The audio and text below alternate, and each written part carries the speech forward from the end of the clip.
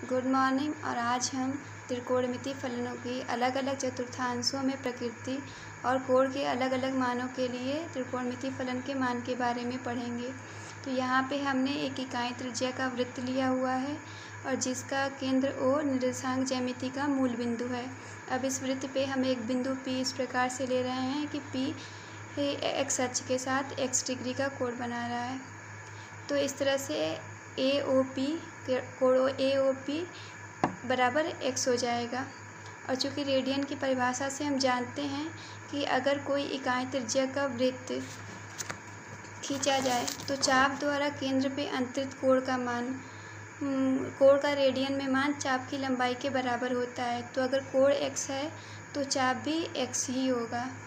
इस तरह से AP बराबर भी x हो जाएगा।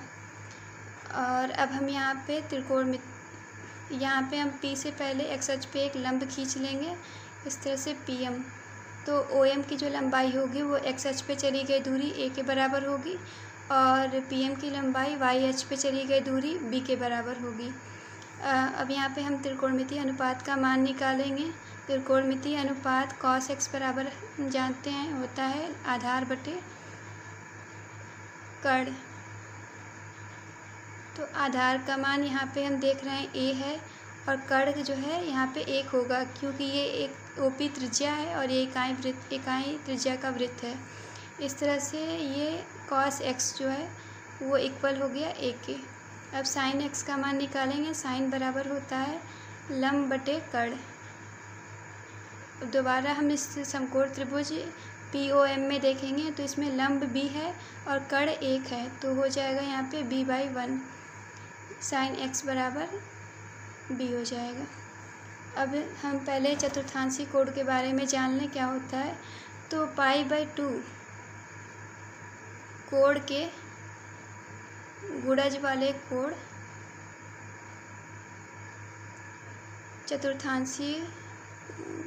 चतुर्थांशी कोण कहलाते हैं। जैसे गुणज वाले कोण मतलब इसमें हम 0, 1, 2, 3, 4 का गुणा करें तो जो कोण आएंगे वो इनके गुणज वाले कोण होंगे। 0 का गुणा करेंगे तो 0 आ जाएगा, 1 का गुणा करेंगे तो π/2 आ जाएगा, 2 का गुणा करेंगे तो π आ जाएगा, 3 का करेंगे तो 3π/2 और 4 का करेंगे तो 2π कोण आ जाएगा। तो यहाँ से हम देख सकते हैं कि ये कोण है क्या। तो π/2 जो है वो ये AOB है, कोण AOB π/2 है। और पाई देखें तो कोण AOC है, एक अधिक कोण। और 3π/2 ये होगा AOD पूरा ये। और 2π कोण जो होगा वो पूरा एक कंप्लीट कोण होगा। तो कंप्लीट कोण यानी एक संपूर्ण कोण हो जाएगा। यहाँ पे 0 शून्य कोण और ये संपूर्ण कोण हो जाएगा।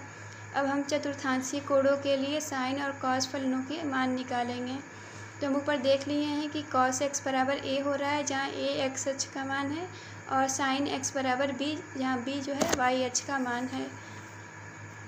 तो यहाँ से हम पहले cos 0 का मान निकालेंगे।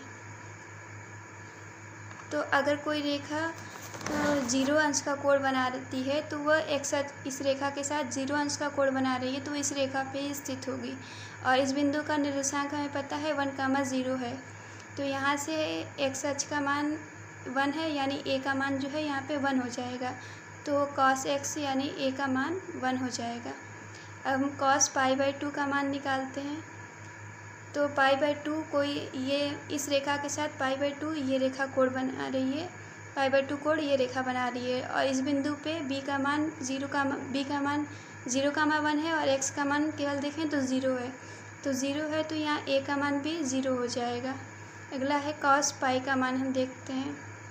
cos π का मान, तो cos π इस रेखा के साथ π डिग्री का कोण ये रेखा बना रही है। और इस बिंदु पे हम देख रहे हैं कि c का मान -1 का मान 0 है और x का मान केवल -1 है, तो π का मान -1 हो जाएगा।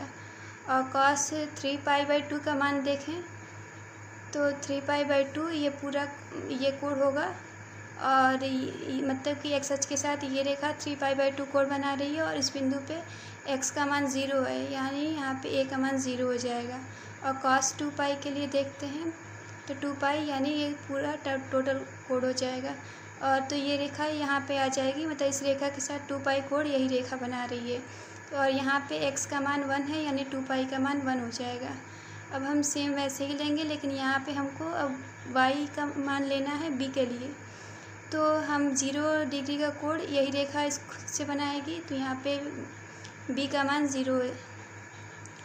और साइन π/2 का मान निकालेंगे, तो साइन π/2 कोण इस रेखा के साथ ये बना रही है, और इस रेखा के लिए y का मान 1 है तो यहाँ 1 हो जाएगा। और साइन पाई का मान निकालेंगे, अब पाई डिग्री कोण ये रेखा बनाती है इसके साथ। और यहाँ पे इस y का मान y का मान यानी b का मान 0 है, साइन पाई बराबर 0 हो जाएगा। अगला है साइन 3π/2। तो साइन 3π/2 कोण जो है ये रेखा बना रही है इसके साथ, और यहाँ पे y का मान -1 है यानी b का मान -1 हो जाएगा। और अगला है साइन 2π। तो साइन 2π इस रेखा के साथ यही रेखा बना रही है, और यहाँ पे y का मान 0 है यानी साइन 2π का मान 0 हो जाएगा। तो इस तरह से हम चतुर्थांश साइन 2π का मान 0 हो जाएगा। तो इस तरह से हम देख रहे हैं चतुर्थांशी कोणों के लिए साइन और कॉस के मान हम निकाल लिए हैं। अब हम यहाँ पे एक सूत्र का निगमन करेंगे। समको में ये ऊपर वाला पहला फिगर ही यूज़ किया गया है। तो यहाँ पे जो समकोण त्रिभुज है POM, उसमें हम पाइथागोरस प्रमेय लगाएंगे। तो पाइथागोरस प्रमेय हम जानते हैं बराबर होता है आधार का स्क्वायर प्लस लंब का स्क्वायर बराबर कर्ण का स्क्वायर। तो इस त्रिभुज में आधार A है यानी A का स्क्वायर और लंब B है, तो B का स्क्वायर, A का स्क्वायर प्लस B का स्क्वायर बराबर कर्ण का स्क्वायर, कर्ण 1 है यानी 1 का स्क्वायर हो जाएगा। A का मान हम देखें ऊपर cos x है यानी cos x का स्क्वायर, और प्लस साइन x का स्क्वायर बराबर 1 हो जाएगा। इसको इस तरह से भी लिख सकते हैं cos square x plus sine square x बराबर 1।